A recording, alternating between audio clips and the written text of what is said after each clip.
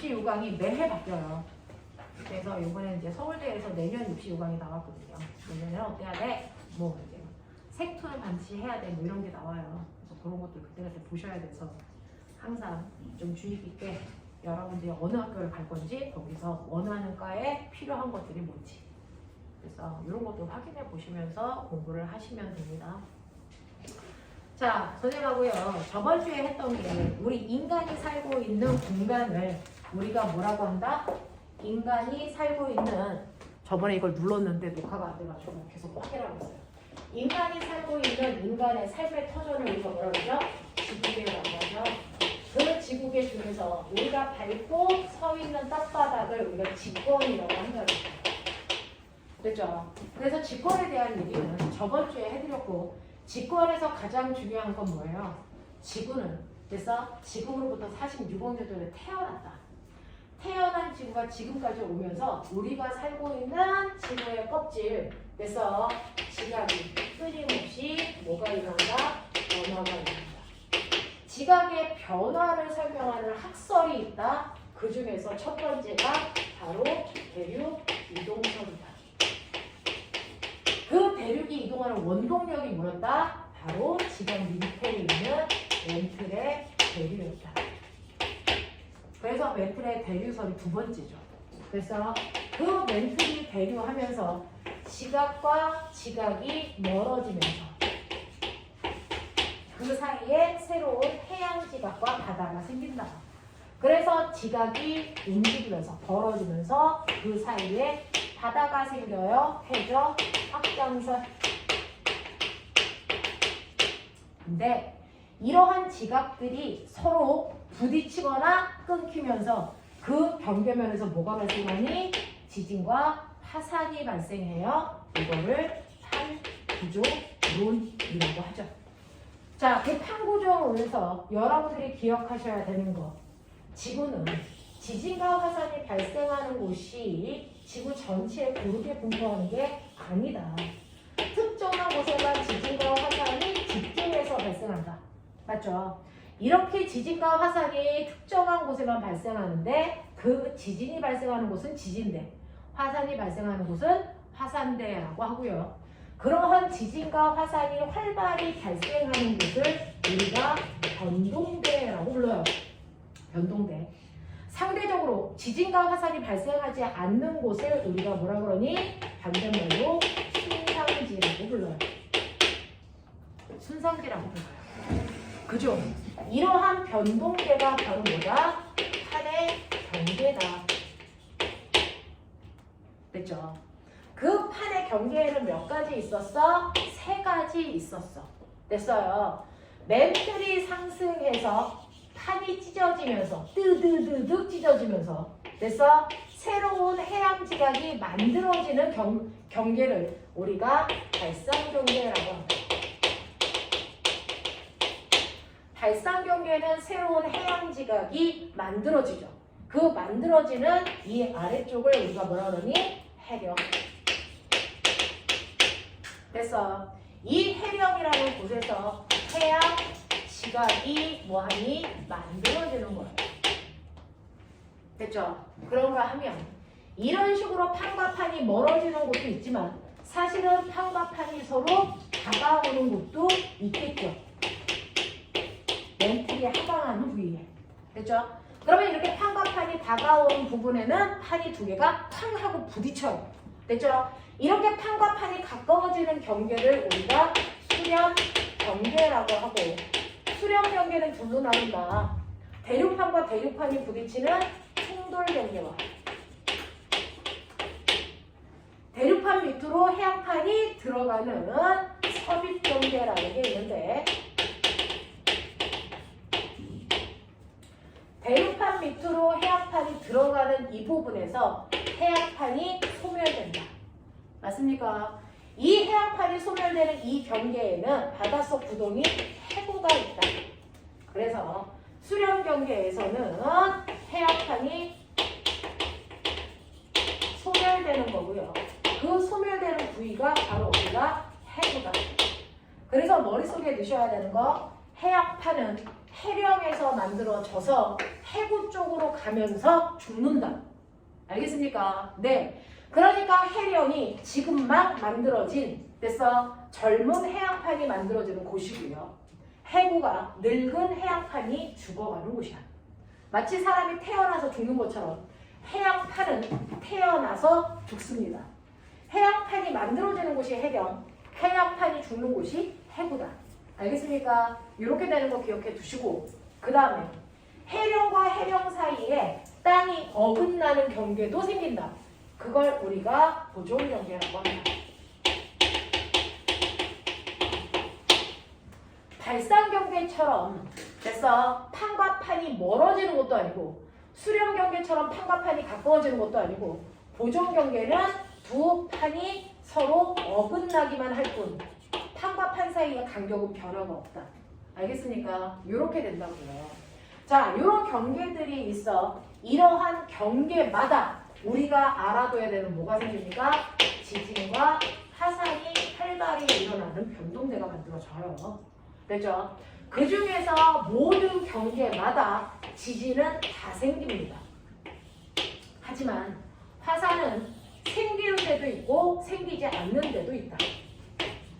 기억나요? 그래서 지진대가 화산대보다 훨씬 더 넓다. 그래서 이게 지구 전체에 있는데 그 중에서 우리가 알고 있는 아시아와 아메리카 사이에 태평양이라는 바다가 흐르는데 그래서 대륙의 가장자리가 바로 판의 경계다. 그래서 지구를 반바퀴 돌리면 아메리카가 이쪽에 와요. 그리고 이쪽은 유럽입니다. 자, 그랬을 때 가운데 있는 바다는 대서양입니다. 이때 판의 경계는 그죠? 대륙의 가장자리가 아니고 바다의 한가운데가 판의 경계. 그래서 네, 이다. 그래서 판의 경계는 태평양이냐 아니면 대서양이냐에 따라 판의 경계의 위치가 달라요. 항상 대륙의 가장자리가 판의 경계는 아니라는 거죠. 무슨 말인지 알겠습니까? 네. 그래서 이곳에 집중적으로 지진과 화산이 발생해 라고 하는 거 기억. 알겠어? 여기가 우리가 알고 있는 변동대야. 이걸 설명한 학설이 우리가 판구조론이라고요. 됐죠? 여기까지를 저번 주에 했단 말이죠. 그러면 여러분들이 이제 지구가 선생님이랑 오늘 어떤 내용들이 주로 나오는지 정리를 마무리하셔야 되는데, 그러면 이렇게 인간이 살고 있는 삶의 터전에는 지권만 있어? 아니, 바다에 수권도 있고 공기 이권도 있고, 그래서 거기에 우리가 살아가고 있어. 생물권도 있고, 이젠 우주에도 우리가 나갈 거야. 외권이라는 것도 있어요. 그 중에 여러분들 지권만 했으니 나머지에 대해서 해보자, 이런 얘기예요. 생물은 생물 시간에 배우시면 돼요. 자, 그러면 우리가 이제 배워야 되는 건 수권, 기권, 외권, 이거에 대해서 해보자 라는 얘기예요. 그 중에서 첫 번째 수권이라고 하는 거, 지구는요 우주에서 보면 푸른 별입니다. 됐죠? 왜요?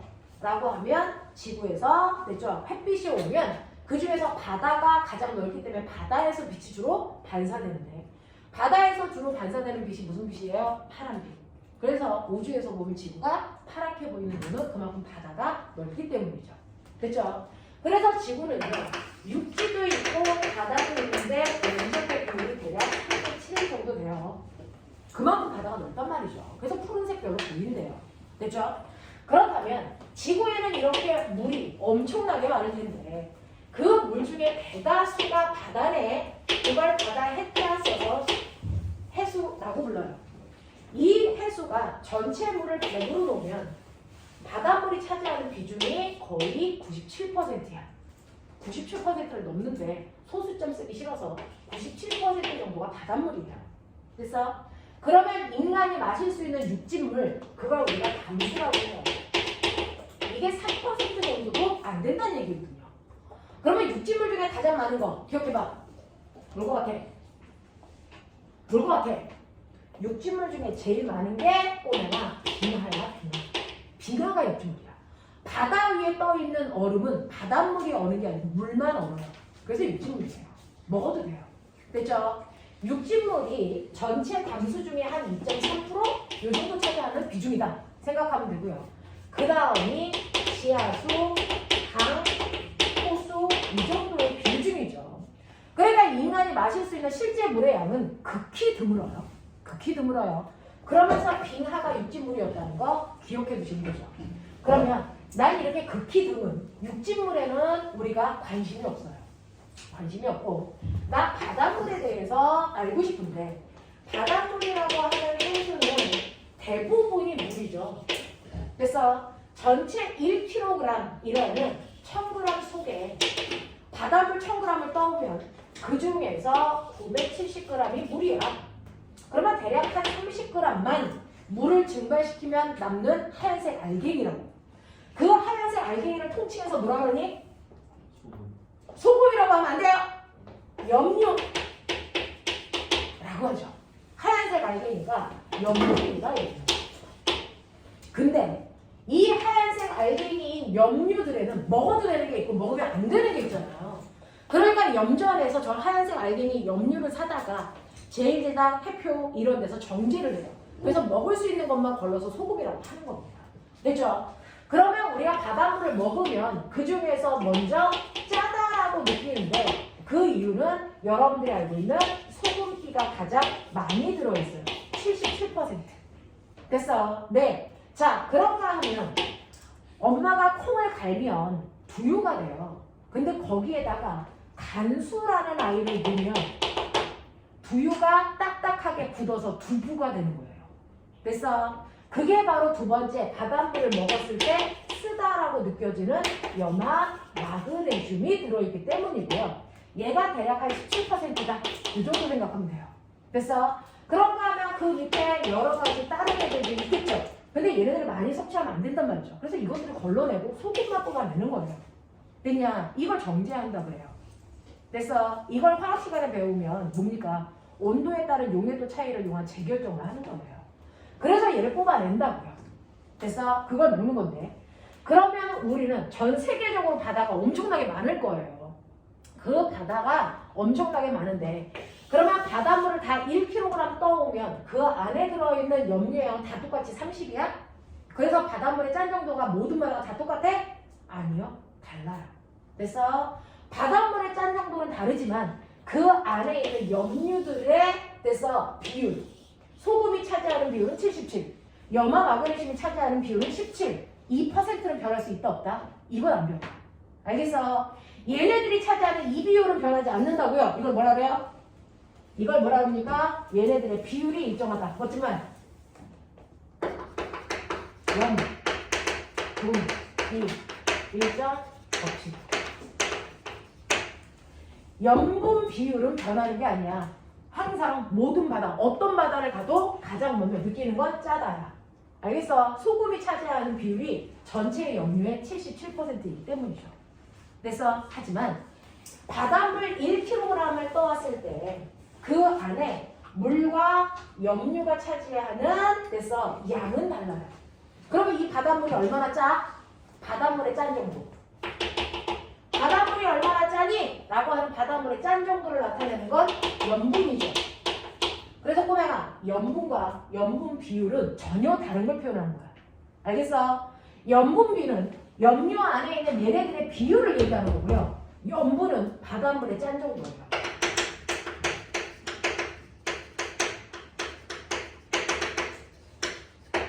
이거라서요. 바닷물의 짠 정도라서 농도 생각하면 돼요. 그래서 네, 어떻게 해요? 바닷물 분해 그 안에 있는 염류의 그람수 곱하기 1000 하면 돼요. 1000 100 하면 퍼센트 농도 나오죠? 1000 하면 뭐 나옵니까? 퍼밀이라는 염분의 단위 나와요. 그래서 A라는 바다는 바닷물을요 1000g 떠왔어요. 그래서 물을 증발시키고 남은 염류의 양이 얼마냐면 30g이에요. 그러면 이 바닷물의 염분은 얼마입니까? 1000분의 30 곱하기 1000 하니까 얼마? 30ml예요. 알겠어요? 이 얘기예요. B라는 바닷물은 됐어. 500g 떠왔어요. 그랬는데 그 안에 염류가 30g 있어요. 그러면 얘는 염분이 얼마예요? 60ml예요. 이런 식으로요. 계산되겠어요? 네. 그래서 바다마다 짠 정도는 다르죠. 얘가 더 짠 바다예요. 하지만 이 바다 안에 있는 염류들을 보면 그 중에서도 소금이 차지하는 비율은 늘 77%. 됐어. 염화 마그네슘이라는 간수가 차지하는 비중은 언제나 17%. 하겠냐? 이건 변화가 없다고요. 그래서 바다마다 염분은 다르지만 염분 비율은 변하지 않는다. 알겠어요? 깔끔하게 머릿속에 넣으세요. 자, 그러면 어느 바다가 더 짜요? 라고 하는데 지구는 이렇게 자르면요. 가운데가 적도, 위도 0도인 거예요. 됐죠? 여기서부터 가로로 90개의 선을 그리면 그게 위도선이고요. 그래서 북극이라고 하는 곳이 위도 90도죠. 과학에서는 위도 30도 간격으로 잘라서 특성을 설명합니다. 그러니까 위도 0도, 30도, 60도, 90도. 기억나? 밑에도 그래요. 밑에도 그래요. 0도, 30도, 60도, 90도예요. 그래서 이 반을 잘라서 위쪽을 북쪽을 봤다. 이거를 북에, 반쪽에 제가 북반구. 그래서 아래쪽을 남반구. 이렇게 표현하잖아요. 그 중에서 위도가 작은 부분 0에서 30도. 아, 위도 작네. 저위도. 됐어. 여기는 위도가 중간이네. 중위도. 여기는 위도가 높네. 고위도. 근데 저위도는 덥네. 열대지방. 됐어. 근데 이렇게 표현한다고요. 여기 따뜻하네. 온대지방. 여기 춥네. 한대지방. 이런 단어로 같은 위도를 다양하게 표현을 하잖아요. 됐죠? 그 중에서 전체적으로 다 바다가 있는데 어느 바다가 더 짜? 됐어? 왜 그래? 라고 하는 염분은 바다마다 다르다고요. 염분을 결정하는 요소는 됐어? 첫 번째 그 지역에 오는 강수량과 증발량의 차이예요. 그 중에서 증발량은 보지 마시고요. 강수량을 보세요. 그게 훨씬 더 생각하기 편해요. 비가 많이 오면 싱거운 바다, 비가 적게 오면 짠 바다. 알겠습니까? 그러면 오면아 중위도와 저위도 중에 어디가 더 짤까? 비가 안 오는 쪽이 더 짜겠죠. 비가 많이 오는 쪽이 싱겁겠죠. 어디가 비가 더 많이 올까요? 됐어. 여기에 비가 많이 오는 여기가 저위도가 발달된 곳이고요. 여기가 고위도가 발달된 곳이라 위도 30도가 비가 안 와요. 그래서 유명한 사막이 발달합니다. 사하라 사막. 알겠습니까? 사막이 여기 있었구면 적도가 아니고. 알겠어? 그래서 중위도가 비가 거의 안 와서 중위도 바다가 훨씬 더 짜고요. 열대지방은 하루에 쏟아지는 비가 우리나라 강수량, 영강수량에 가까운 스콜이라는 비가 쏟아져요. 연락 비가 많이 와요. 그래서 실제로 강수량이 많은 쪽이 중위도이기 때문에 강수량이 많은 쪽이 저위도이기 때문에 중위도 바다가 훨씬 더 짜요. 됐어. 저위도 바다입니다. 여기가 짜다고요. 여기가 비가 많이 와서 싱거워요. 아세요? 자, 그 다음에 두 번째는요. 계절에 따라서도 짠 정도가 달라요. 우리나라가 삼면이 바다인 거 아시죠? 그 중에서 저번 주에 해드렸어요. 동해 바다, 남해 바다, 항해 바다. 근데 우리나라 여기에 태백산맥 있는 거 아시죠? 그러면 비가 오면 당연히 낮은 곳으로 비가 흐르니까 서해안 쪽으로 비가 흘러요. 그래서 서해안 쪽의 바다가 싱겁습니다. 동해안 쪽 바다가 상대적으로 짭니다. 아시겠어요? 이 얘기예요. 그래서 지형으로 보면 우리나라 서해안이 훨씬 더 싱거워요. 근데 이 상태를 유지하고 있는데 우리나라의 계절에는 여름하고 겨울이 있잖아요. 언제가 더 싱거울까요? 언제가 더 싱거울까요? 라고 하면 똑같아요. 비 많이 오는 계절. 언제요? 여름이요. 장마철. 여기가 싱거워요. 이게 짜요. 염분이 겨울철이 더 돼서 짭니다. 같은 바다라도. 알겠습니까? 네. 이런 식으로 강수량과 증발량, 그 다음에 계절에 따라서, 그 다음에 세 번째 지역에 따라서, 그죠? 낮은 쪽으로 바닷물이 쏠리니까, 빗물이 쏠리니까. 그 다음에 뭐에 의해서 영향을 받냐면 고위도 지방은 빙하가 있잖아요. 그래서 네 번째 빙하의 결빙. 빙하가 녹으면 고위도 바다가 싱거워져요. 빙하가 얼면 짜져요. 알겠습니까? 이런 것들에 따라 바뀐다라고 하는 걸 기억해 두시고, 이러한 바다는 됐죠? 이런 식으로 바다가 있으면 이 바다의 이제 성분을 보셨으니까 특성을 보시면 되는데요. 바다의 온도 분포. 당연히 저위도 쪽의 바다가 더 뜨거워요. 고위도로 가지고 바닷물도 차가워지겠죠. 근데 위도별로 보지 말고 한 지점에서 바다 속으로 들어가 버려요. 그래서 바다가 이렇게 있으면, 자, 바다도 따뜻하다 차갑다는 햇빛이 들어오는 정도인데, 자, 바닷속으로 들어갈수록 햇빛이 조금밖에 안 들어와요. 그러니까 바닷속으로 갈수록 온도가 낮아집니다. 맞죠? 햇빛이 잘 안 들어오니까 그래요. 자, 그러니 여기를 온도라고 하시면 여기가 30도, 20도, 10도 뭐 이런 식으로 되면 바닷속 깊은 곳으로 들어갈수록 바닷물이 차가워져야죠. 그래서 온도가 이렇게 일반적으로 떨어져야 정상인데 실제로 안 그런 거 아시죠? 바닷물의 온도가 어느 깊이까지는 변하지 않고 일정하다가 갑자기 뚝 떨어지다가 다시 또 일정해지는 이상한 온도 분포를 갖습니다. 그렇죠? 그 중에서 바닷물의 온도가 어느 정도까지 돼서 떨어지지 않고 일정한 층은 햇빛이 선생님 똑같이 들어가요? 아니라니까. 안으로 갈수록 햇빛이 적게 들어가는 거 맞다니까. 근데 왜 온도가 안 떨어져요? 그건 너네가 목욕하려고 뜨거운 물을 받았는데 너무 뜨거워. 그러면 찬물을 틀어놓고 빨리 섞으라고 뭐하니? 해줘주죠. 섞어주죠. 그러면 빨리 미지근해지잖아요. 누군가가 여기 있는 바닷물을 섞어주는 거예요. 그래서 위에 있는 따뜻한 물과 밑에 있는 찬물이 섞여서 미지근해진 거예요. 누가 섞었게? 여기에 부는 바람이요. 됐어. 그래서 바람이 바닷물을 섞었다. 여기를 우리가 혼합층이라고 합니다. 그래서 바람을 혼합해줬어요. 혼합층. 그러면 이 혼합층은 어느 위도가 더 두꺼울까요? 바람이 센 쪽. 이건 바람 쪽이에요. 바람이 더 세게 부는 곳이 중위도예요. 그래서 중위도의 혼합층의 두께가 저위도보다 두껍습니다. 이해돼요? 자, 그리고 수온이 급격하게 떨어집니다. 수온이 약해지네. 여기를 수온 약층이라고 하는데 여기까지는 바람이 섞을 수 있어요. 바람의 영향을 받는데 이 더 깊은 곳은 바람이 안 들어와요. 섞어주지 못해요. 그래서 햇빛이 적게 들어오니까 온도가 뚝 떨어지는 거죠. 됐죠?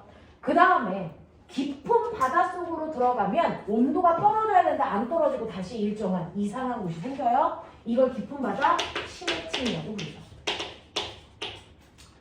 지금 선생님이 그린 게 중위도라면, 우리나라가 있는 중위도라면 됐어? 적도 쪽에 가까운 저위도의 바닷물 속의 온도는 어떨까요? 저위도는 당연히 중위도보다 바닷물의 온도가 높겠죠? 근데 바람이 약하죠? 혼합층의 두께가 얇아요. 됐어? 얇고 거기서부터 온도가 뚝 떨어져. 됐어? 그리고 심해층의 온도는 똑같습니다. 이상하죠? 이게 저위도예요. 이게 중위도라고요. 어?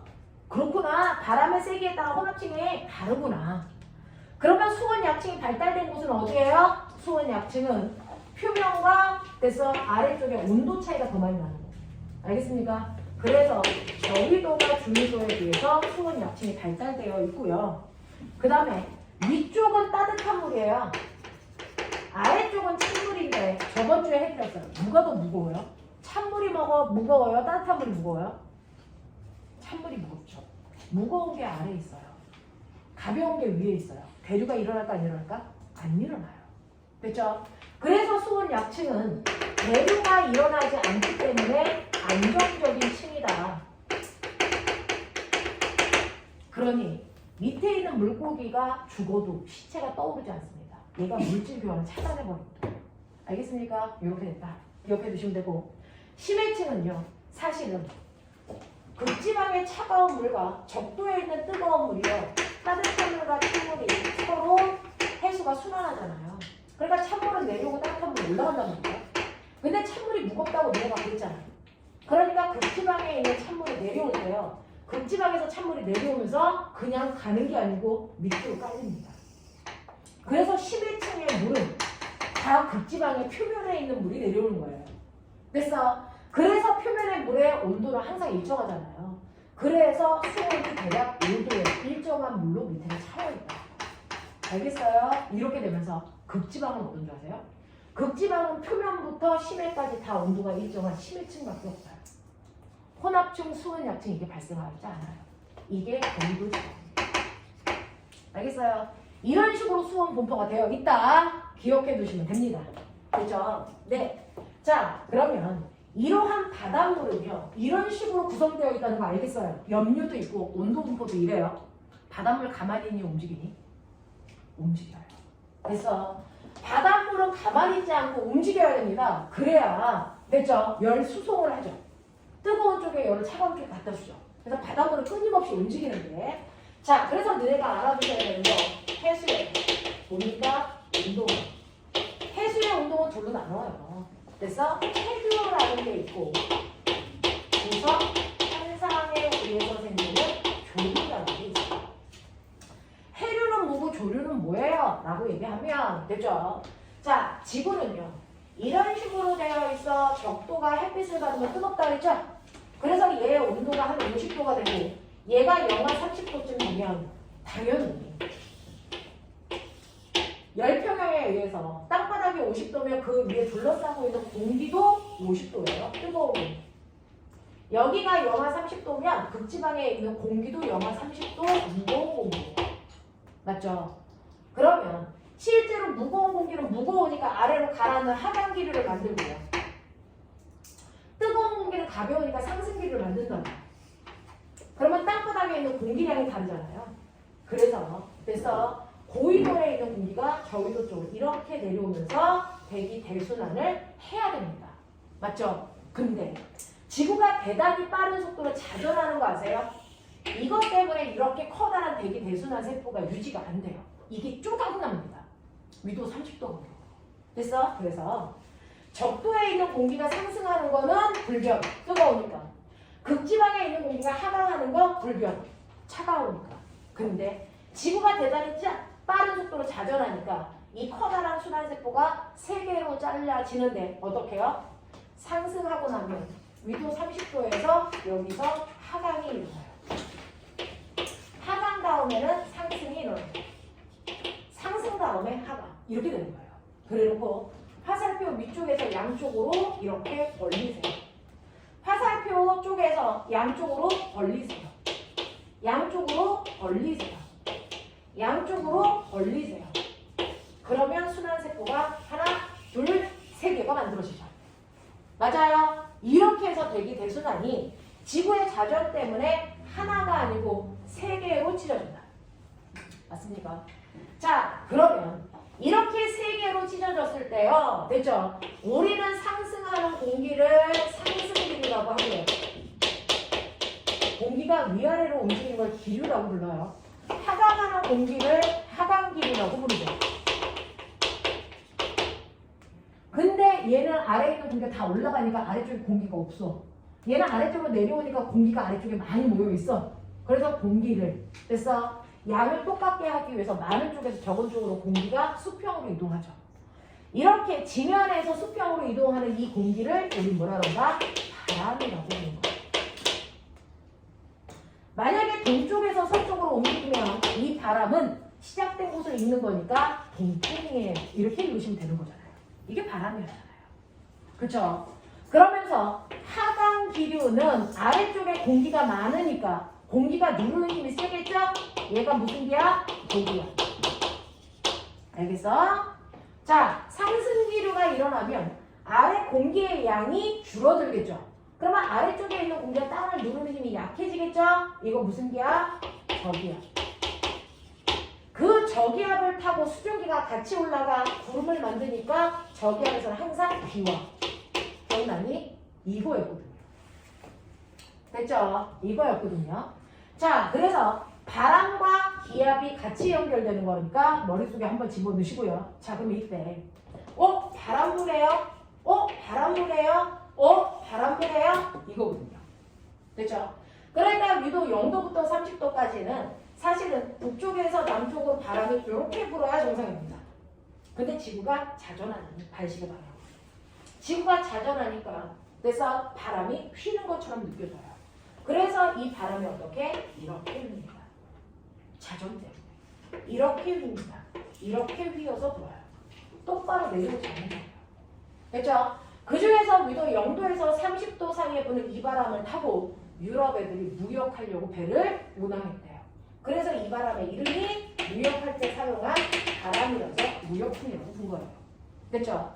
그리고 위도 30도에서 60도 사이에 우리나라가 있습니다. 우리나라에 부는 바람은 서쪽에서 동쪽을 향하는 방향이라서 그래서 얘를 서쪽풍이라고 부르죠. 그 다음에 극지방에서 부는 동쪽에서 서쪽으로 부는 바람이라서 이거를 극지방에서 동쪽에서 부는 바람이다. 북동풍 이렇게 부른단 말이에요. 자, 남반구도 똑같습니다. 위도 0도, 30도, 60도, 90도 똑같이 무역풍, 편서풍, 극동풍. 알겠어요? 이렇게 됩니다. 네, 방향 바뀌었어요. 이렇게. 됐죠? 이렇게 된다라고 하는 거 기억해 두시면 되겠죠. 이렇게 바람이 붑니다. 됐죠? 자, 그러면서 보세요. 적도 쪽에서는 상승기류 생기네. 아까 선생님이 얘기한 저기압이네. 그 다음에는 하강기류네. 그래서 순서대로 저, 고, 저, 고. 보여요? 저기압, 고기압, 저기압, 고기압. 맞죠? 저고, 저고. 그래서 저기압에 비 많이 와. 그래서 적도 쪽 바다가 비가 많이 오니까 싱겁다 그랬어요. 됐죠? 고기압은 비 안 와. 그래서 위도 30도 쪽에 유명한 사막이 발달한다고 했어요. 알겠습니까? 다 연결되는 거예요. 연결돼서 기억하세요. 됐죠? 이런 식으로 바람이 불게 되면 어떤 일이 발생을 하냐면 북방구만 그릴게요. 지구가 이렇게 있어서 위도 30도 간격으로 잘랐어요. 0도, 30도, 60도, 90도. 여기에서 무역풍이 이렇게 불고 편서풍 불고 북동풍 부는데 여기에 바닷물이요. 됐죠? 북반구에서도 무역풍이 이쪽 방향이고 남반구에서도 무역풍이 이렇게 되니까 바닷물이 동쪽에서 서쪽으로 바람에 의해서 한쪽 방향으로 쏠려갑니다. 그죠? 바닷물이 끌려간다고요.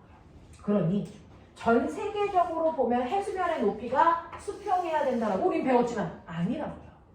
편서풍에 의해서 바람이 왼쪽으로만 부니까 바닷물이요. 다 왼쪽으로 밀려가서 그럼 지금 둥근이가 돌면 되잖아요. 못 돌아요. 왜요? 여기에 아시아가 이렇게 막고 있잖아요. 대륙이. 그래서 바닷물이 가면서 여기 육지 때문에 고여요. 그래서 해수면의 높이가 서쪽이 훨씬 더 높고 동쪽으로 갈수록 해수면의 높이가 낮은 해수면의 높이 차이가 생겨요. 알겠습니까? 네. 그래서 바닷물이 무역풍에 의해서 여러분들은 됐죠? 이런 식으로 무역풍에 의해서 바닷물이 왼쪽으로 밀려옵니다. 근데 대륙이 있어서 더 이상 갈 수 없으니까 해수면의 높이가 높아지면 계속 쌓을 수 없죠? 얘가 양쪽으로 벌어지는 거죠. 이렇게. 근데 이렇게 왔는데 여기에선 편서풍이 부네. 그래서 그 편서풍에 의해서 이 바닷물이요 오른쪽으로 밀려가요. 그럼 이렇게 돌면 되잖아요. 못 돌아요. 여기에 아메리카 있잖아요. 막혀요 또. 그러면 해안선을 타고 얘는 뭐합니까? 내려오죠. 이런 식으로 바람 때문에 위도 0도에서 60도 사이에 그래서 해류가 뱅글뱅글 돕니다. 이걸 우리가 뭐라고 한다? 아열대 순환이라고 한다. 남반구도 똑같아요. 남반구도 위도 0도, 30도, 60도 그래서 무역풍에 의해서 바닷물이 밀려가다가 육지 때문에 더 이상 못 가니까 밑으로 내려오다가 편서풍에 의해서 오른쪽으로 가다가 그래서 아메리카 때문에 더 이상 못 가니까 얘들도 순환하죠. 아열대 순환이 똑같이 만들어져요. 근데 방향이 반대예요. 북반구는 시계 방향으로 아열대 순환이 일어납니다. 남반구는 보세요. 반시계 방향으로 아열대 순환이 일어나요. 하겠어요? 네, 이렇게 됩니다.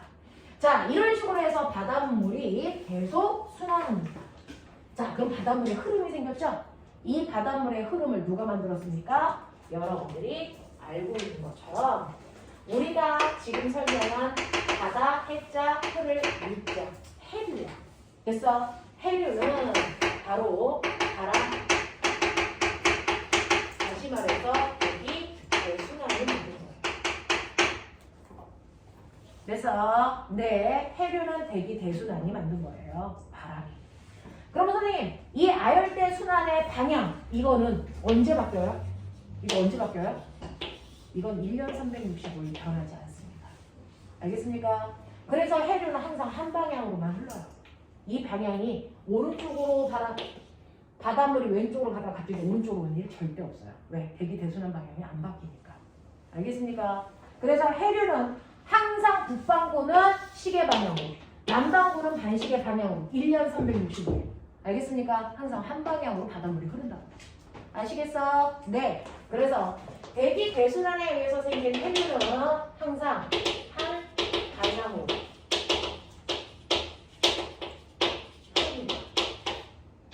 한 방향으로만 흐릅니다. 흐르는 방향이 바뀔 이유가 전혀 없어요.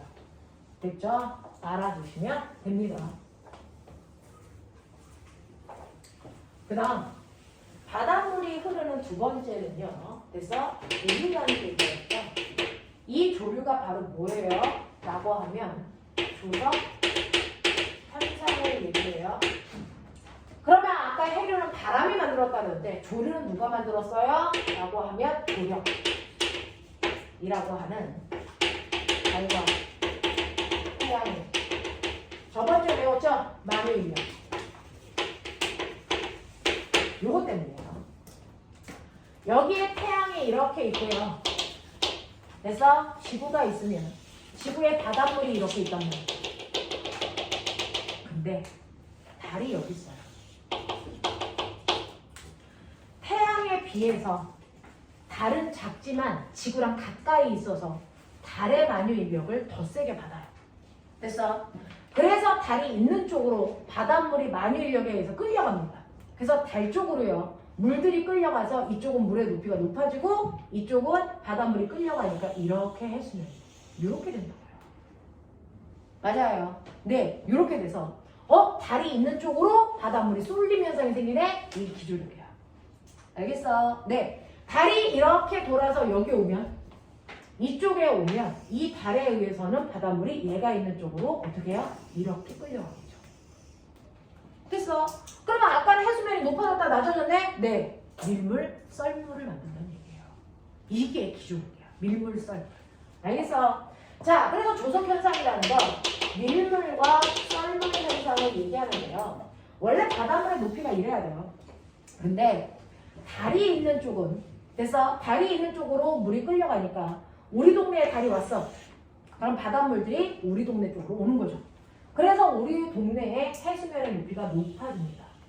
그랬다가 달이 이동해 가. 그럼 바닷물의 높이가 다시 낮아졌다가 높아졌다, 낮아졌다, 높아졌다. 마치 파동처럼. 됐어. 그래서 우리 동네로 바닷물이 밀려 들어오고 있어요. 이거 뭐라 그러니? 밀물. 그래서 바닷물이 가장 높아졌을 때를 꽉 찬 때 가득 찰 만주. 됐어. 그랬다가 바닷물이 빠져 내려가요. 그래서 갯벌에 가서 조개 잡을 거예요.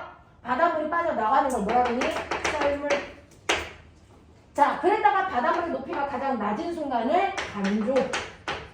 맞지? 네. 그랬다가 다시 바닷물이 밀려 들어와요. 됐어? 밀려 들어와요. 밀물. 그때 가장 바닷물의 높이가 높아요. 만조. 썰물이 돼서 빠져나가. 그래서 바닷물의 높이가 가장 낮을 때를 간조. 선생님이 이거 영상 찍는 거요. 우리 단톡방에다가 저번 주에 찍은 거랑 이번 주에 찍은 걸 다시 올려드릴게요. 그래서 필요할 때 다시 들으세요. 되죠? 이렇게 됩니다. 그래서 만조, 간조가 반복됩니다. 그랬을 때 한 번 만조였다가 그 다음 만조가 될 때까지 걸리는 시간, 이거를 조석 주기 12시간 25분 걸려요. 그래서 간조였다가 그 다음 간조가 될 때까지 걸린 시간, 조석 주기 12시간 25분 걸려요. 알겠냐? 그러니까 낮 12시에 만조야. 그러면 12시간 25분 지난 후에 다시 만조가 생겨. 그러니까 밤 12시 25분에 다시 만조. 알겠어? 이렇게 된다고. 알겠어? 자, 그랬을 때 오늘 만조일 때 높이가 여기까지 바닷물이 찼어. 그랬다가 간조가 됐을 때 바닷물의 높이가 여기까지 물이 빠졌어. 이 물높이의 차이를 조차. 됐어. 근데 그 다음 날은 바닷물이 여기까지만 들어왔다, 여기까지만 빠졌어. 이런 식으로 조차가 바뀌어요. 됐어. 이거를 선생님이 빠른 속도로 그리면 이런 식이 된다. 맞아요? 자, 이때 조차가 클 때를 뭐라 그런다? 조차가 클 때를 뭐라 그래요? 나면살이. 진짜야, 이 새끼다. 조차가 클 때가 살이야. 이걸 모르는 너네가 이상한 거야. 중학교 2학년 교과서에 있어. 살이야. 됐어. 네. 조차가 조금밖에 안 나네. 조금. 진짜야. 됐어. 살이 조금만 주세요. 남양살이 조금만 주세요. 알겠어? 이런 느낌.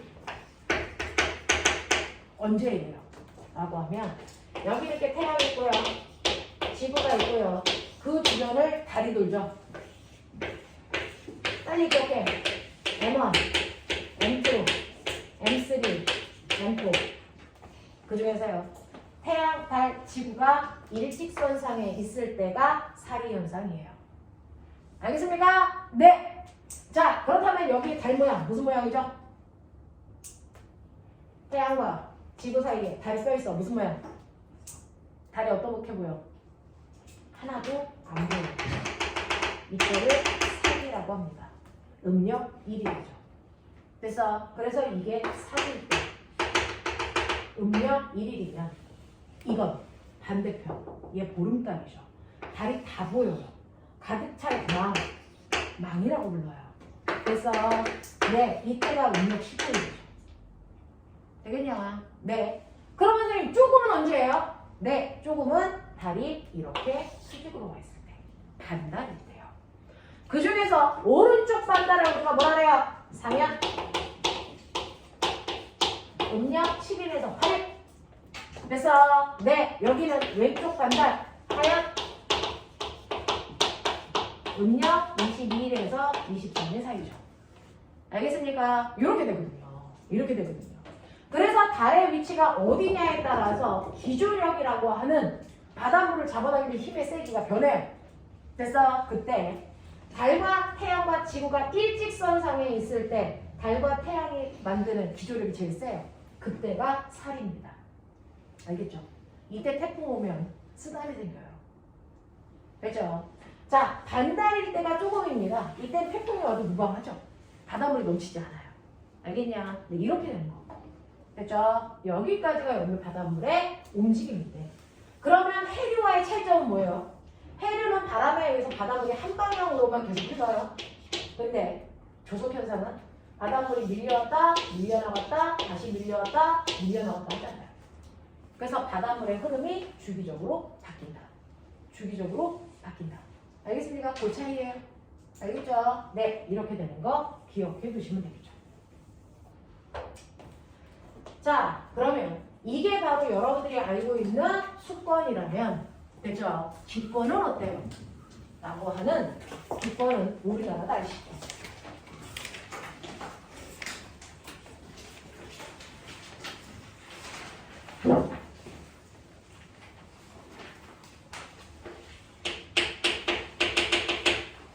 기권이라고 하는 이 기자가 공기 기자예요. 공기 덩어리.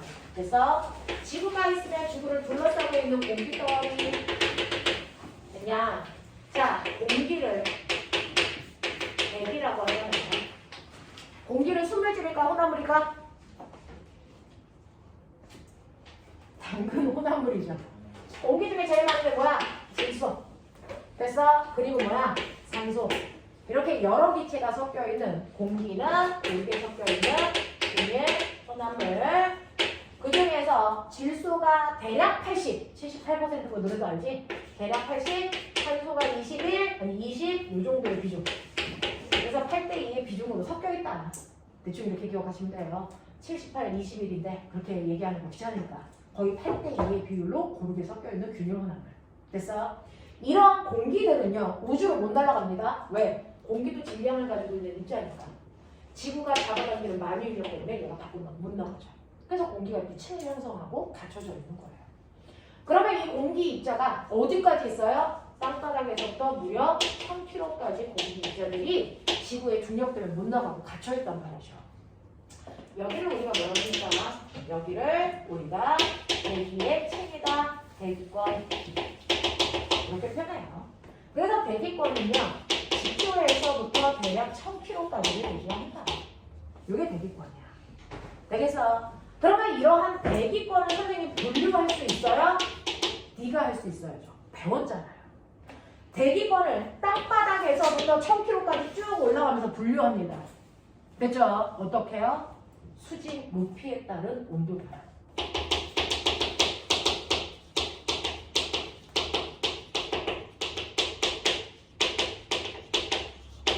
수직 높이에 따른 기온 변화로 나눕니다. 그죠?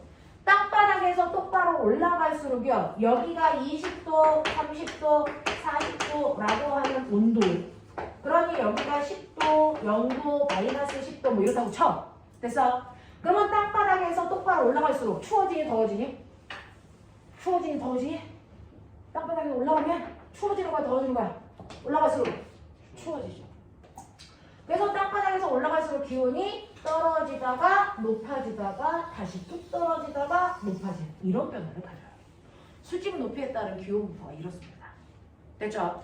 그래서 온도의 경향성에 따라서 대기권은 이렇게 나왔던 거 기억나요? 됐죠? 이름 붙여. 얘가 뭐냐? 네, 6권, 성, 7권, 중, 양권, 10권 이렇게 나왔던 거 알죠?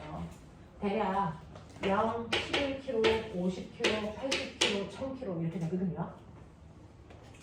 자, 그러면 선생님 왜 땅바닥에서부터 올라갈수록 추워져요? 그건 태양에서 빛이 이렇게입니다. 보면 지구는 대기가 둘러싸여 있으니까 태양에서 오는 에너지는 태양 복사 에너지가 되잖아요. 그게 100%가 지구를 향해 온다고 치자. 지구를 향해 오는 애를 100으로 잡자. 근데 그 중에서요, 대기에 맞아서 지구에 들어오지 못하고 튕하고 발사돼서 나가는 애도 있어요. 대기권을 못 뚫고 들어오는 애도 있어요. 그러니 태양 복사 에너지 중에서 밖으로 빠져나가는 건 반사됐거든요. 자, 반사돼서 나가는 애가 30%예요. 그러면 그 중에서 지구로 들어오는 거를 지구가 흡수했거든요. 그러면 흡수되는 경우 70%는 있죠. 근데 어디로 흡수됩니까? 라고 하면 70% 중에서 그래서 대기에서 흡수하는 양이 대략 20%예요. 나머지 50%는 지표가 흡수합니다. 그러니까 땅바닥에서 많이 흡수하니까 그래서 땅바닥에서 흡수한 만큼 내보내야 되잖아요, 방에. 됐죠? 이래서 지구에서는 여러분들 보시는 것처럼 70%를 흡수하면 자, 흡수한 만큼 그대로 지구에서는 밤이 되면 방출해서 내보내요. 그래서 지구는 흡수한 양과 방출한 양이 똑같기 때문에 지구 복사 평형인 거예요. 근데 실제로 태양에서 들어올 때는 대기에서 흡수된 얘네들이 자외선의 형태로 들어와 오존 층에서 흡수된 거예요. 지표에서 흡수된 대부분이 가시광선의 형태로 들어온 거예요. 근데 형광등은 아무리 100만 개 켜도 따뜻하지 않죠. 왜? 가시광선은 열작용을 안 해요. 그래서 자외선도 열작용을 안 해요. 그러니까 들어오는 햇빛으로는 지구를 데필 수가 없어요. 근데 햇빛이 들어왔다가 지구가 자기에 맞게끔 소화시켰다가 뱉어내는 거야. 그러니까 너희도 생각해봐. 음식 먹었다가 뱉어낼 때 똥으로 뱉어내지. 먹을 때와 나갈 때가 똑같아? 달라. 됐어. 그러니까 들어올 때는 자외선과 가시광선의 형태지만 지구가 밤에 배출할 때는 대부분이 열의 형태인 적외선의 형태로 뱉어내요. 그러니까 지구가 소화시키고 뱉어낼 때가 열이라고. 그래서 뱉어낼 때 땅바닥에서 50%의 열이 나오고요. 대기에서는 20%의 열이 나가는 거야. 이렇게 생각하면 돼요. 그러면 가장 열이 많이 나오는 게 어디야? 땅바닥이야. 땅바닥이 커다란 난로야. 그러니까 땅바닥에서 엄청나게 커다란 난로에서 열이 나오니까 땅바닥이랑 가까운 공기가 뜨거운 거고요.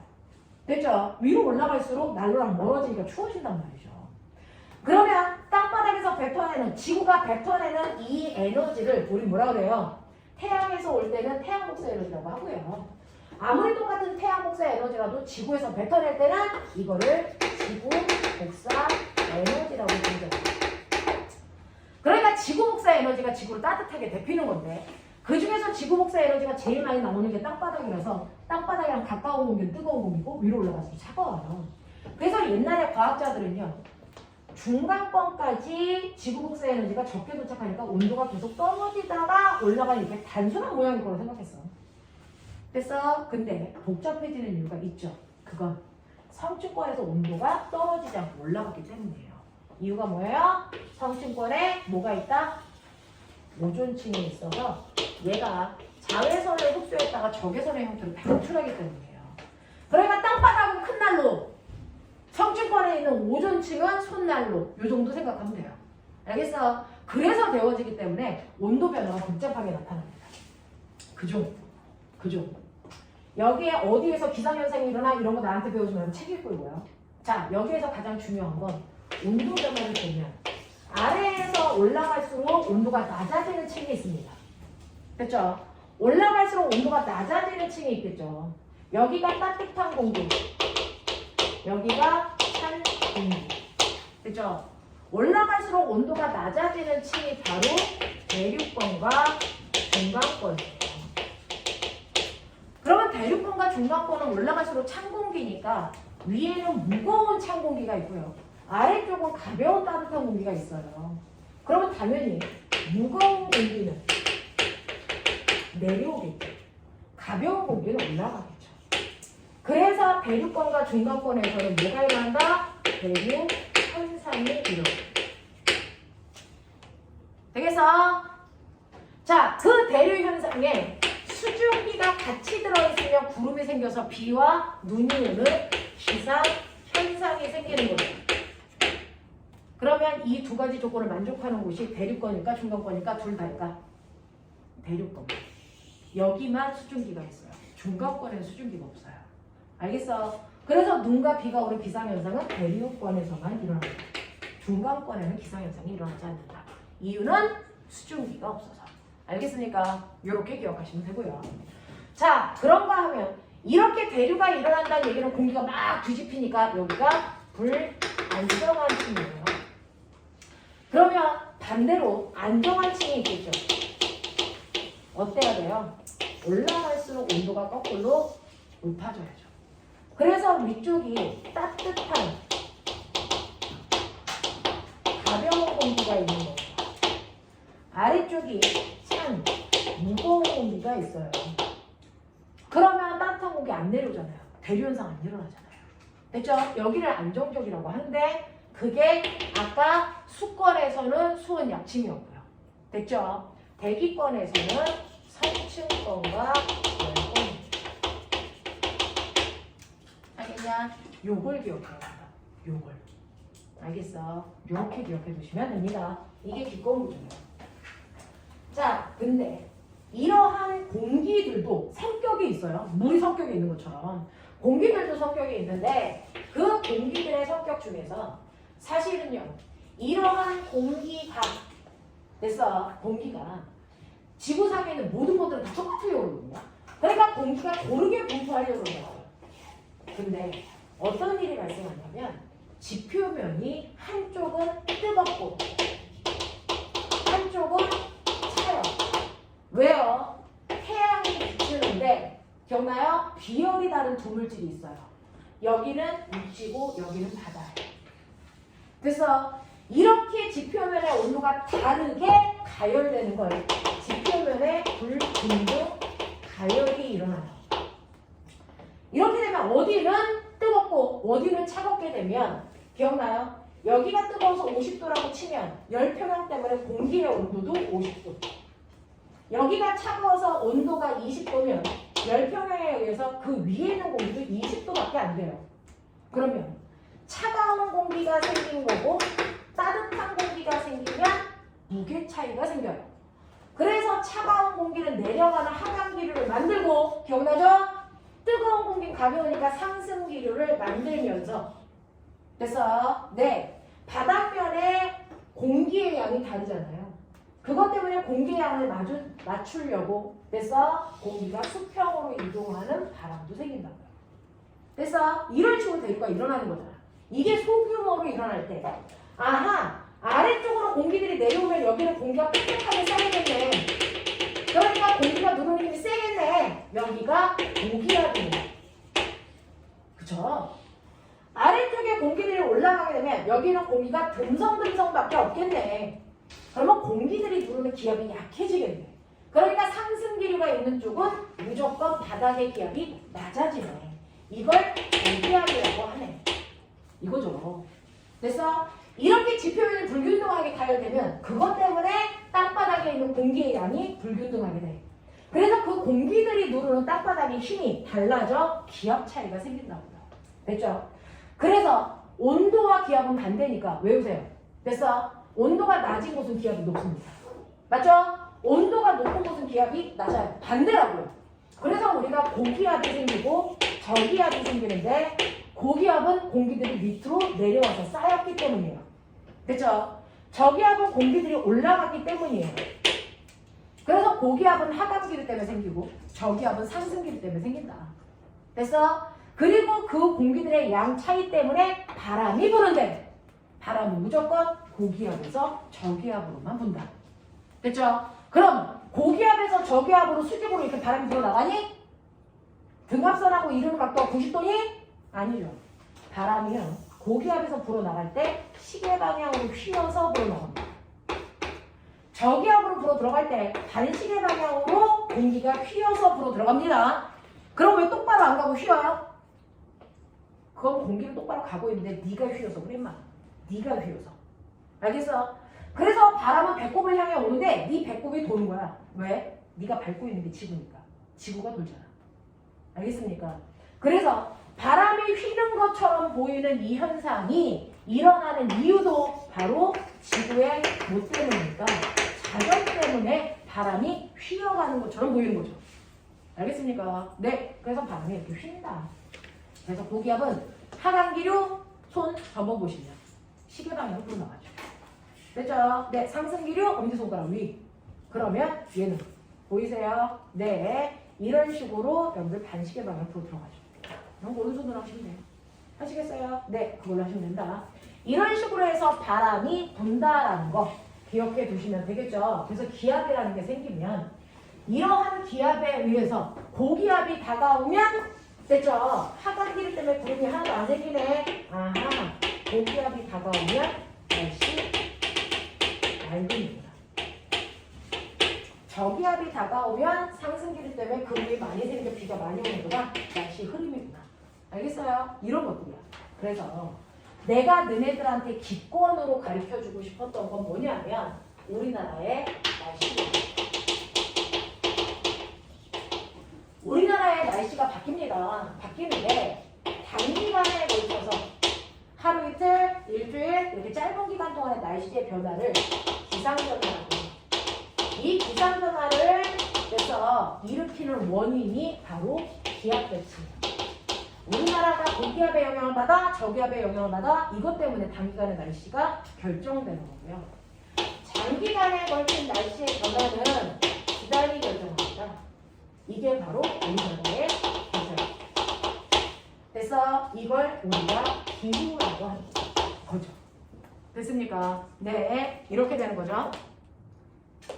자, 그러면 그 중에서요. 단기간에 걸친 날씨의 변화를 일으키는 기압 배치를 여러분들이 기억을 하셨으니까 장기간에 걸친 날씨의 변화를 일으키는 기단과 전선에 대해서 머릿속에 한번 넣어보세요. 기억나요?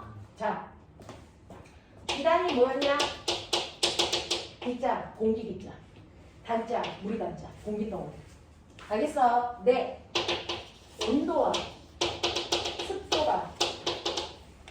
온도와 습도가 그래서 비슷한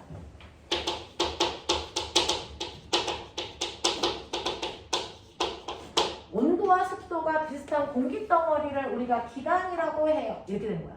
온도와 습도가 비슷한 공기 덩어리를 기단이라고 합니다. 됐죠? 자, 그러면 온도와 습도에 따라 기단의 종류가 있겠죠? 어떻게 나눕니까? 온도가 높아요. 됐어? 온난. 근데 습도도 높아요. 가습. 그러나 온도는 높은데 습도는 낮아요. 온난. 건조.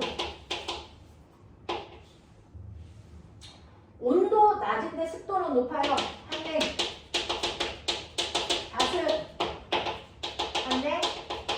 건조. 이렇게 네 가지 기단이야. 맞아? 그러면 우리나라에 영향을 주는 기단이 있겠죠? 우리나라에 영향을 주는 기단 네 가지 기억해. 이렇게 돼? 오케이. 이렇게 네 가지가 있는데요. 이 중에서 우리나라를 잘라봐. 우리나라를 가로로 짜도 돼. 위가 추워, 아래가 추워? 어디가 추워? 위가 북극이랑 가까우니까 춥겠죠? 그래서 위에 있는 두 개의 기단이 한냉. 한냉이. 못 오면 병신이야. 밑에 있는 건 적도랑 가깝죠? 온난. 온난이야. 되겠어? 오케이. 우리나라를 세로로 자르세요. 그럼 바다가 많은 쪽이 어디예요? 오른쪽이죠? 태평양 있는 쪽. 그러니까 오른쪽이 바다가 많아서 기단이 축축합니다. 가습. 왼쪽은 대륙 때문에 기단이 건조합니다. 이해되겠어? 요게 기단의 성격이거든요. 근데 이런 기단의 성격은 누구에 의해서 결정되냐면 그 기단이 어느 땅바닥에서 만들어졌어? 라는 기단의 성격은 그 기단이 만들어진 지표면 성질에 의해 결정돼요. 그러니 여기가 시베리아 벌판이야. 여기가 플라춤추는 북태평양이야. 시베리아 벌판에 오랫동안 떠있었던 공기는 공기 자체가 시베리아스러워지는 거야. 그러니 춥겠죠. 한냉. 그리고 벌판이니까 건조. 맞아요? 북태평양에 오랫동안 떠있던 공기덩어리는 공기덩어리 자체가 북태평양이야. 그러니까 열나 덥겠죠? 온난. 그리고 바다니까 축축하겠죠? 이렇게요. 됐죠? 그래서 기단의 성질은 그냥 아무 데서나 뚝 하고 따라오는 게 아니고 그 기단이 어디에서 만들어졌느냐에 따라서 결정돼요. 됐죠? 그러니까 기단은요, 그냥 그 지명을 따서 이름 붙이면 제일 사람들이 이해하기 편하다고 해요. 그래서 시베리아에서 만들어진 기단은 시베리아 기단. 이렇게 얘기하면 사람들이 다 느낌을 받아요. 북태평양에서 만들어진 기단은 북태평양 기단. 이렇게 불러주면 누가 가르쳐주지 않아도 아, 그 기단은 온난 다습하겠구나 이해한단 말이죠. 근데 이러한 기단이요, 슬슬슬슬 이동하죠. 그 자리 북박이는 아니야. 그러니까 시베리아스러워진 공기덩어리가 우리나라로 와요. 또는 북태평양 쪽으로 가요. 그러면 이 기단은 처음에는 자기 성질을 가지고 오다가 지역이 달라지면 성질이 서서히 변합니다. 그래서 그걸 기단이 변질됐다 이렇게 표현해요. 변질됐다 이렇게 표현한다고 해요. 자, 근데 변질될 때요, 가장 먼저 변질되는 건 땅바닥이랑 붙어있는 아래쪽부터 변합니다. 그러니까 공기 자체가 처음에는 대단히 차가운 공기였는데, 그래서 네, 아래쪽이 따뜻해지니까 아래쪽부터 온난한 공기로 바뀌어요. 알겠습니까? 네, 이런 식으로 기단이 서서히 아래쪽에서부터 성질이 변해가요. 됐어? 그럼 그 기단의 성질을 잃어버리게 되는 거죠. 이런 식으로. 그러면 이렇게 네 가지 성질을 가지고 있는 이 기단이 우리나라에 오는데 얘가 시베리아예요, 이쪽이. 그래서 이게 시베리아 기단이고요. 이게 우리나라 겨울철에 영향을 줘서 시베리아 기단이 우리나라를 먹어버려. 그럼 우리나라가 시베리아가 되는 거죠. 그러니까 뭐합니까? 한냉 건조한 겨울이 되는 거예요. 알겠어? 네. 여기가 어디예요? 여기가 북태평양이에요.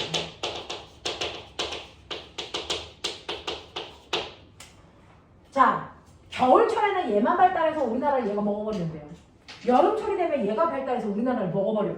그러니까 우리나라가 북태평양처럼 열나 뜨겁고 눅눅하죠. 이렇게 되는 거야. 무슨 말인지 알아? 이렇게 되는 거고요. 여기가 중국의 양쯔강이 흐르는데요. 그래서 얘 이름이 양쯔강 기단이고요. 우리나라에 봄과 가을철에 영향을 줘요. 그 다음에 여기가 일본의 오호츠크 앞바다래요. 그래서 오호츠크의 기단이라고 하고 우리나라 장마철에 영향을 주죠. 그걸 우리가 초여름 이래. 맞아? 그래서 우리나라에는 사계절의 영향을 받습니다. 계절 구분이 뚜렷합니다. 라고 얘기하는데 여러분들이 생각하는 것처럼 우리나라 사계절은요. 봄, 여름, 가을, 겨울을 얘기하는 게 아니고요. 겨울. 이게 하나의 계절. 됐어? 그리고 봄하고 가을을 하나의 계절. 이게 한 계절이에요. 됐어? 그리고 초, 여름, 여름 이렇게 사계절이 형성이 되는 거예요. 됐어? 과학적으로 얘기하면 사계절은 저렇게 된다고요. 그죠? 선생님이 우리나라 일기도를 이렇게 그렸어요. 한국말로 안 써도 되죠? 고기압, 저기압. 그 뜻인데요. 저거 무슨 계절이에요?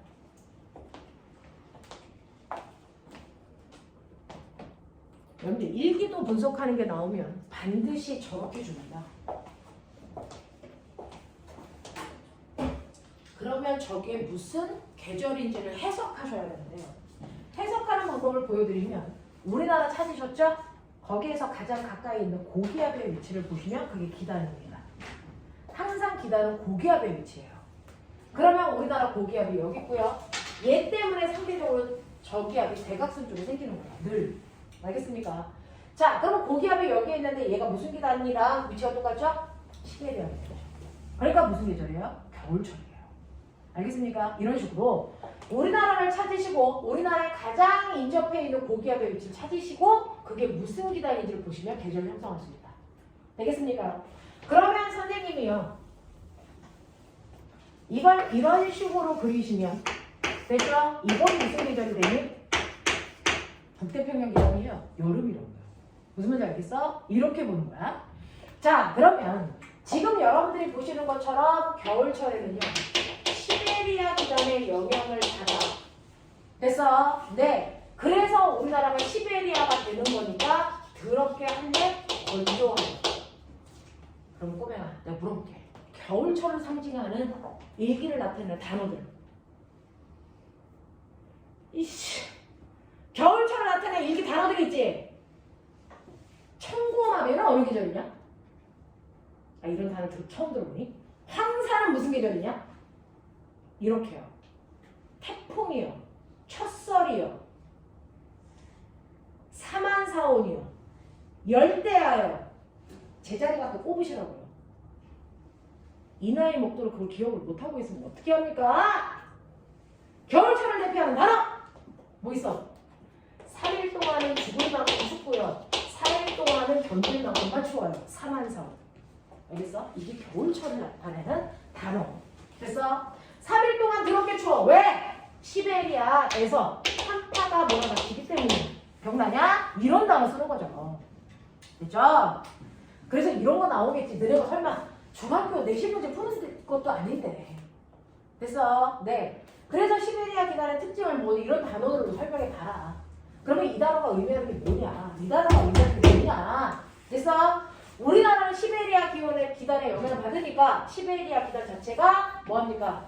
한냉 건조하죠. 그래서 한냉 건조한 공기 덩어리가 우리나라로 돼서 바람을 만들어서 밀고 온다고요. 그럼 무슨 풍? 무슨 풍? 무슨 풍이 부는 거냐? 항상 바람은 고기하면서 저기하면 분달죠? 무슨 풍이라고 하셔야 되죠? 무슨 풍? 항상 바람이 시작된 때를 읽으셔야 되죠. 그러니까 우리는 겨울철에는 북서 제절풍의 영향으로 그래서 대단히 추운 찬바람이 불어요. 이게 겨울의 특징이에요. 그죠? 자, 여름철은요. 북태평양 고기압의 영향을 받는데 문제는 우리나라 여름은요. 초여름이었다가 한여름이 되는 거거든요. 초여름이 특이해요. 원래 하나의 계절에는 하나의 기단만 영향을 받는데 초여름은 북태평양 기단과 오호츠크의 기단이 동시에 발달해 동시에 우리나라로 돼서 옵니다. 우리나라에 와요. 자, 우리나라에 오는데 이 새끼는 찬 공기야. 이 새끼는 따뜻한 공기야. 기억나냐? 조금 이따가 설명할 거지만 여기 찬물 있어. 20도의 찬물, 80도의 뜨거운 물. 눈으로 구분할 수 있겠군요. 뜨거운 물에는 빨간색 잉크, 찬물에는 파란색 잉크. 그랬다가 가운데 가리막을 치워요. 섞인다 안 섞인다? 섞일까 안 섞일까? 안 섞인다. 왜? 물의 밀도 차이 때문에. 그래서 무슨 물이 무거워요? 찬물이 무겁죠. 밀도가 다른 물이야. 됐어? 어제 배웠어 저번 주에. 그래서 무거운 물이 뭐합니까? 가라앉아요. 그죠? 찬물이 무거우니까 찬물이 가라앉아요. 가라앉고요. 뜨거운 물이 타고 올라가요. 됐어? 자, 이것처럼 공기도 그렇습니다. 찬 공기와 뜨거운 공기가 있으면 그 공기의 밀도가 달라요. 그래서 두 개가 부딪혀도 안 섞입니다. 찬 공기가 밑으로 파고들고 더운 공기로 올라가요. 됐어? 그러면 더운 공기가 올라가네? 올라가? 올라가? 뭐야? 상승기류? 이때 뭐 생겨? 구름 생겨. 맞죠? 그러니까 더운 공기가 찬 공기를 타고 올라가면서 여기에 구름을 만드는 거죠. 알겠어? 이렇게 되는데 이때 찬 공기와 더운 공기가 만난 경계면을 뭐라 그러나? 경계면을 뭐라 그러니까? 전선면. 됐어? 그 전선면을 타고 쭉 내려왔을 때 땅바닥이랑 만나는 한 점. 이 점만을 전선이라고 합니다. 전선이 생겨요. 됐어? 네. 그러면서 뜨거운 공기가 올라가면서 구름을 만들면 여기서 비가 됩니다. 그러니까 구름은 찬 공기만 있거나 뜨거운 공기만 있으면 안 생겨요. 찬 공기와 더운 공기가 만나서 더운 공기가 올라가야 생기는 거죠. 구름이. 됐죠? 자, 근데 여기 찬 공기와 더운 공기가 우리나라에서 만나요. 근데 연병은 더럽게 차가운데 축축한 공기가 온 거예요. 뜨거운데 축축한 공기가 온 거예요. 찬 거랑 뜨거운 것만 만나도 구름 생기는데 차고 축축하고 뜨겁고 축축한 애가 만나면 엄청난 양의 구름이 만들어집니다. 됐어? 그래서 엄청난 양의 비가 우리나라에 쏟아집니다. 그걸 뭐라 합니까? 초여름, 장마철. 알겠습니까? 그래서 초여름에 우리가 알고 있는 장마철이라고 하는 집중호우가 만들어지는 이유가 바로 찬 기단과 더운 기단이 우리나라 상공에서 만났기 때문이죠. 그래서 우리나라에 이 두 개의 기단이 비 터지게 싸우는 거죠. 한 2주 정도. 그래서 우리나라에 집중호우를 내면서 2주 정도 싸워요.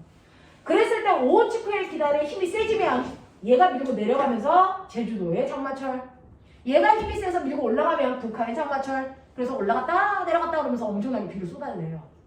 근데 이미 결론은 정해져 있어요. 누가 질까요?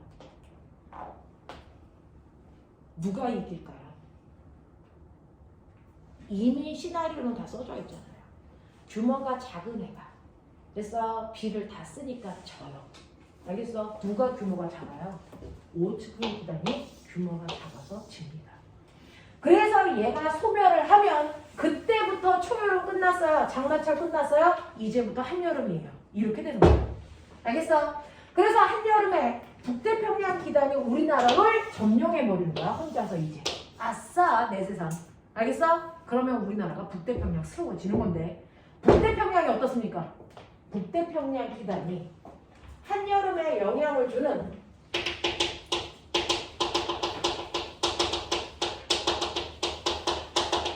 북태평양 기단이 대단히 온난 고환이 가슴해요. 따뜻하다고요? 죽여버린다. 무덥다. 무더워. 얼마나 더워요? 한 밤이 됐는데도 온도가 27도 밑으로 안 떨어지는 밤이 돼. 잠을 못 자. 그걸 뭐라 그러니? 알겠어요? 네. 그래서 엄청 무덥죠? 근데 적도보다 우리나라가 더 더워? 아니요. 적도가 더 더워요. 근데 어디에 불쾌지수가 더 높을까? 우리나라요. 왜요? 왜요? 불쾌지수는 온도 때문이 아니고 땀의 증발 때문이에요. 우리나라는 온난 뭐하다고요? 다습, 습도가 높아. 그러니까 더우니까 내 몸에서 막 땀이 나오는데 공기가 눅눅해. 땀이 증발할까 안 할까? 안 하죠. 그래서 불쾌지수가 높은 거야. 근데 적도 쪽은 열나 더워서 땀이 막 나오죠? 근데 걔네들은 건조해요. 그래서 땀이 막 증발해요. 그래서 불쾌지수가 우리보다 낮아요. 알겠습니까? 이렇게 되는 거예요. 자, 그런가 하면 봄, 가을에 우리나라에 영향을 주는 기단 이제 아시겠죠? 딱 하나 남은 거 누굽니까? 양치단 기단이 우리나라에 영향을 줘요. 그래서 봄, 가을에 영향을 주는 게 양치단 기단이에요. 이 양치단 기단은 다른 기단에 비해서 규모가 대단히 작아요. 규모가 작으면 규모가 크기 때문에 다른 애들은 천천히 움직이거든요. 근데 양치단 기단은 규모가 작으니까 빨리 움직여요. 그래서 얘가 우리나라로 빨리 들어갔다 나갔다 들어갔다 나갔다 이지랄 해요. 그러면 고기압이 우리나라에 다가오면 날씨가 맑았다가 빠져나가면 다시 날씨가 흐렸다가 다시 맑았다가 흐렸다가 알겠습니까? 네 라고 하는 양치단 기단은 규모가 작기 때문에 쉽게 움직이는 이동성 고기압이에요. 그렇기 때문에 날씨 변화가 뭐하다고? 극심하다. 날씨 변화가 극심하다. 그래서 그 중에서요, 우리나라 봄철을 대표하는 단어가 황사현상, 꽃샘추위.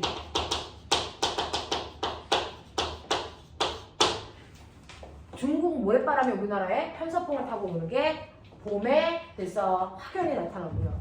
꽃샘추위는요, 이제 엄마 겨울 끝났나봐, 따뜻해졌네. 그래서 팍가 세탁했는데 그 다음날 막 눈이 오고 추워지죠. 그래서 네, 꽃은 샘날 만큼의 추위. 알겠어? 네, 뭐 그런 얘기. 그 다음에 가을철을 대표하는 단어가 뭐 있어요? 단풍이 물들어요. 이제 추워질 거니까 첫소리가 내려요. 하늘이 얼마 전에 보셨어요? 중국에서 석탄을 안 쓰니까 먼지가 없어가지고 하늘이 열나 예뻤어요. 알겠어? 천, 고, 나, 이. 하늘은 높고 말이 살찔 만큼 비옥하는 게 좋아요. 알겠습니까? 이런 단어로 표현한단 말이죠. 그래서 이런 것들이 우리나라 사계절에 나타나는 특징이에요. 되겠어? 네. 요것만 하고 잠깐만 끊을 테니까 정신 차려봐. 그러면 이런 기단에 의해서 우리나라가 사계절이 만들어지지만 자, 성격이 다른 공기덩어리가 부딪히면서 전선이라는 게 생긴다 그랬어. 그쵸? 이때요. 전선은 무조건 저기압에서 발생합니다. 고기압에서는 전선이 생기지 않습니다. 그러니까 저기압 중심에 그래서 공기가 부딪혀서 전선이 생기는 건데 찬 공기와 더운 공기가 부딪히면 찬 공기가 빨고 내려가고요. 더운 공기가 올라가면서 전선이 생긴다 그랬어요. 됐어? 네. 근데요. 찬 공기와 더운 공기 중에 누가 더 힘세요? 만약에 찬 공기와 더운 공기가 부딪혔는데 찬 공기가 힘이 세. 찰 한자를 써서 한내 전선이 만들어졌어. 이렇게 얘기합니다. 그래서 자, 부딪혔는데 찬 공기하고 더운 공기 중에 찬 공기가 힘이 세면서 찬 공기가 밀고 가면 한냉전선이 생긴다 그러는 거고요. 만약에 부딪혔는데 온난전선에 힘이 세서 온난전선이 밀고 가요. 그래서 더운 공기가 밀고 가요. 그렇다면 이거를 온난전선이 생겼어요. 이렇게 표현하는 거예요. 그래서 자, 그런가 하면 찬 공기와 더운 공기가 부딪혔는데 두 개의 세력이 똑같아요. 어느 쪽으로도 안 밀려. 그래서 그 자리에 정체되어 있어. 무슨 전선? 정체전선. 그걸 정체전선이에요. 근데 얘네들이 이렇게 부딪혀 있을 때는 항상 뜨거운 쪽에서 차가운 쪽으로 열을 주죠. 됐죠? 열이 이동하잖아요. 그러면 처음에는 온도 차이가 컸었는데 시간이 지날수록 열 평형 상태가 되죠. 됐어? 그러면 전선의 성격이 없어진다고요. 이걸 무슨 전선? 그중 한냉전선이 지나가면 추워집니다. 그래서 뾰족뾰족 고드름이 얼었어요. 알겠냐? 표시야. 온난전선이 지나가면 따뜻해져요. 그러면 고드름이 녹아서 물방울 됐어요. 둥글 둥글 둥글 온난전선. 진짜야. 이렇게 그린 거야. 그래서 정체전선은요, 두 개의 세력이 똑같기 때문에 둘 다 그려야 돼요. 한쪽은 한냉전선을, 반대쪽은 온난전선을. 그래서 그게 대치되어 있는 상태로 그리시면 정체전선. 이걸 우리나라 말로 장마전선. 이렇게 표현해요. 됐죠? 그 다음에 폐색 전선이라고 하면 그래서 이제 전선의 성질이 섞여서 없어지는 거잖아요. 그래서 섞어 그리시면 돼요. 섞어 그리시면 폐색 전선이에요. 알겠어? 네, 그러면서요. 항상 저기압 중심에서요. 전선이 만들어질 때 무조건 정체 전선이 먼저 만들어지고요. 우리나라는 편서풍의 영향을 받아 편서풍을 타고 전선이 오른쪽으로 이동합니다. 됐어? 그 오른쪽으로 이동하면서 항상 정체 전선에서요. 온난 전선이 먼저 발달해서 앞으로 가고 나중에 발달한 한냉 전선이 뒤로 쫓아가는 겁니다. 근데 한냉 전선의 이동 속도가 더 빨라서요. 한냉 전선이 온난 전선이랑 가서 만납니다. 그래서 폐색이 돼서 죽습니다. 이게 전선의 일생이야. 이게 전선의 일생이야. 이런 식으로. 됐어. 자, 이런 식으로 전선이 편서풍을 타고 이동하면서 정체가 온난과 한냉으로 그리고 폐색으로 이렇게 바뀌면서 죽는데. 됐죠? 이때 온난전선과 한냉전선이 가장 잘 발달되어 있는 이 시점에서 각각 A, B, C 지역의 날씨를 정확하게 설명하세요. 이게 나오는 거였잖아요. 그 단면을 잘라볼까요? 잘라보시면 여기가 가, 여기가 나, 이걸 자른 단면을 그려볼게요. 단면을 이렇게 자르시면 여기가 가고 여기가 나예요. 되겠죠? 자, 이렇게 잘라서 보시면 가하고 난데 가쪽에서는 온난전선이에요. 온난전선에서는 됐죠? 네, 나 쪽 먼저 볼까요? 나 쪽은 한냉전선이라 찬 공기가 힘이 세서 파고 들어가고요. 더운 공기가 쫓겨 올라가는 거죠. 그때 찬 공기는 무겁고 더운 공기는 가벼우니까 무거운 애가 힘까지 세. 그럼 팍 밀어. 그러면 더운 공기가 거의 수직 상승. 그래서 찬 공기가 힘이 센 온난전선, 아니 한냉전선은요. 힘이 세기 때문에 더운 공기가 수직 상승해서 둘 사이의 경계가 급하다. 경사면. 그래서 구름도 수직으로 발달한 구름을 만든다. 멋진 말. 무슨 형? 수직으로 발달한 구름. 무슨 형? 저군형. 됐어? 그래서 수직으로 발달한 저군형의 구름이 생겨서 무슨 비? 여기에 있는 물방울이 좁은 지역에 다 쏟아져 내려. 됐어? 소나기. 그 소나기가 어디에 오냐면요. 한냉전선의 이동속도가 빠르기 때문에 구름 만들고 지금 가버려. 그러니까 한냉전선 뒷부분에 좁게 소나기가 됩니다. 아시겠어요? 자, 그런가 하면 편서풍 때문에 얘가 쫓겨 올라가면서도 밀죠. 그러면 옆에 있던 찬 공기가요. 더운 공기가 미니까 찬 공기는 쫓겨 내려가. 쫓겨 내려가는데 반대편은 이때 더운 공기는 가벼워요. 찬 공기는 무겁잖아요. 그러면 가벼운 애가 힘이 세봤자 무거운 애는 유치원생이 강호동 아저씨 민다고 쳐봐요. 강호동 아저씨 천천히 밀려가죠. 빨리 가진 않아요. 그렇죠? 속도가 되게 느려요. 그래서 더운 공기와 찬 공기 사이의 경사면이 완만합니다. 그래서 더운 공기가 천천히 올라가면서 넓게 퍼진 구름을 만들어요. 무슨 형? 무슨 형? 넓게 퍼진 구름? 층운형. 맞아요. 층운형의 구름으로 넓은 지역에 걸쳐서 비가 옵니다. 무슨 비? 비, 슬, 비 또는 지속적인 비. 그게 온난전선 부분에 넓게 비가 이런 식으로 온다고. 이해가 돼요? 자, 근데 얘네들이 편서풍을 타고 움직이니까 잘 보세요. 편서풍을 타고 움직이니까 여기가 우리 집이야. 근데 편서풍을 타고 얘가 점점 서쪽으로 이렇게 간다. 맞아요?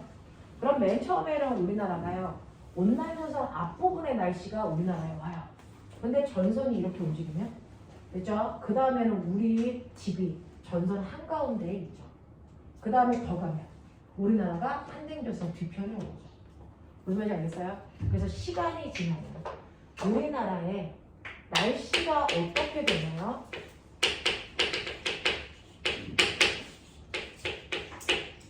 고등학교 2학년 지구과학 수업하고 있는 중이에요. 수능에 그대로 나옵니다. 됐죠? 우리나라 날씨 변화는 여러분들이 보시는 것처럼 됐죠? 가, 나, 다 순서대로 바뀐다. 이렇게 보시면 돼요. 가, 온난, 건선, 앞에 날씨가 먼저 우리나라에 생겨요. 그리고 나, 됐어. 온난, 건선, 뒤에 날씨가 우리나라에 생기죠. 그리고 다, 그래서 한내, 건선, 뒤에 날씨가 우리나라에 생겨요. 이런 식으로 시간이 바뀌면서 이런 식으로 바뀌는데, 자, 왜 전선이 이렇게만 움직여? 편서풍 때문에.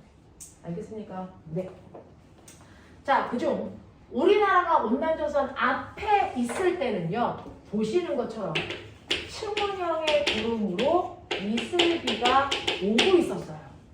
그랬다가 전선이 지나가서 한가운데 오게 되면 오동비가 멈추면서 날씨가 순간 맑아요. 그랬다가 한냉전선 뒤로 가면 그래서 저분형의 구름으로 소나기가 옵니다. 됐죠? 이런 날씨 변화가 생기고 또한 기온의 변화를 보시면 온난전선이 우리 집을 지나가면 온난전선의 영향으로 따뜻해집니다. 그러니까 온난전선이 지나가면 온난전선 뒤편에는 됐어 기온이 지나가면서 상승합니다. 그랬다가 한냉전선이 지나가잖아요. 기온이 거꾸로 하강하죠. 선생님이 기온하고 기압은 반대라고 했어요. 됐죠? 그러니 기온이 온난전선이 지나가면서 상승한다는 얘기는 기압은 하강하죠. 됐죠? 네, 기압 상승하고 여기까지 생각해 주시고 가장 요즘에 핫한 포인트는 뭐냐면 근데 이때 바람은 어떻게 불어? 그냥 얘가 포인트예요. 얘가 포인트인데요. 보시는 것처럼 전선은 됐죠? 저기압 중심에서 생긴다고 했고요. 저기압에서 아까 기억나세요? 바람은 저기압 중심으로 반시계 방향으로 어디세요? 불어 들어간다고요. 이런 식으로. 이게 각각의 지역의 풍향이에요. 그래서 반시계 방향으로 불어 들어가잖아요. 그러면 여기에서 바람은 이쪽에서 불었네요. 무슨 풍? 남동풍이에요. 됐죠? 그래서 여기에서 바람은 남동풍이 불어요. 그랬다가 가운데 오면 이렇게 바람이 불죠. 무슨 풍이에요? 남서풍이죠.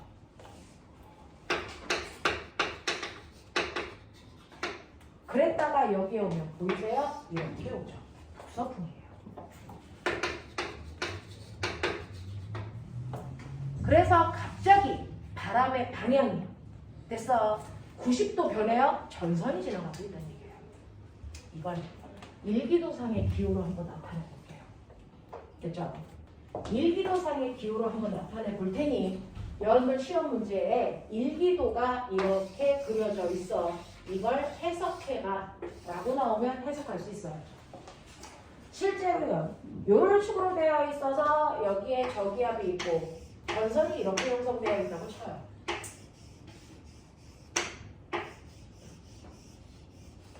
그러면 온난전선 앞부분에서는요. 됐죠? 우리 집이 여기 있어요. 관측소. 됐죠? 거기서 남동풍의 바람이 불어요. 남동쪽으로 깃대.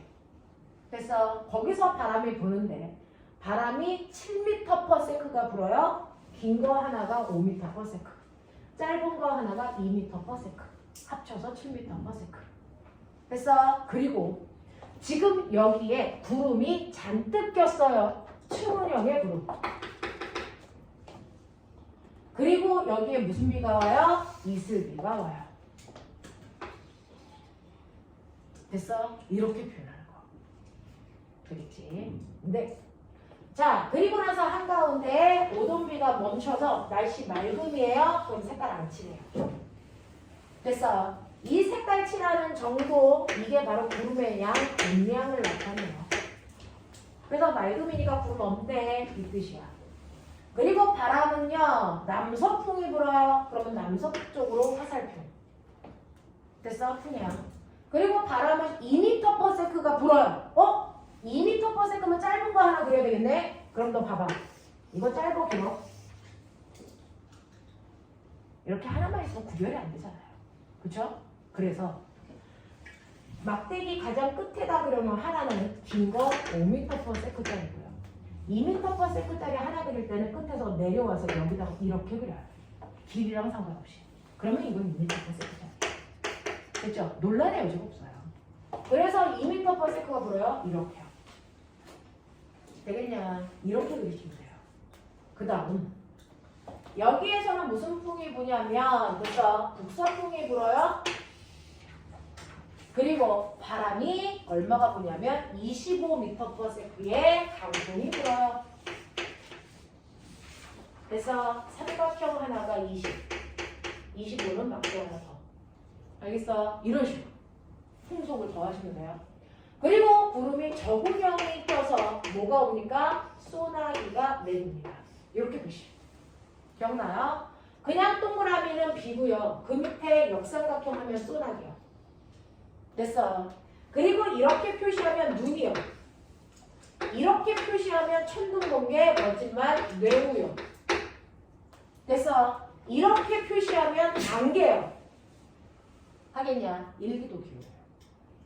되겠죠? 이런 식으로 해서 전선 주변에서 풍향을 봤는데 머리 좋은 척해.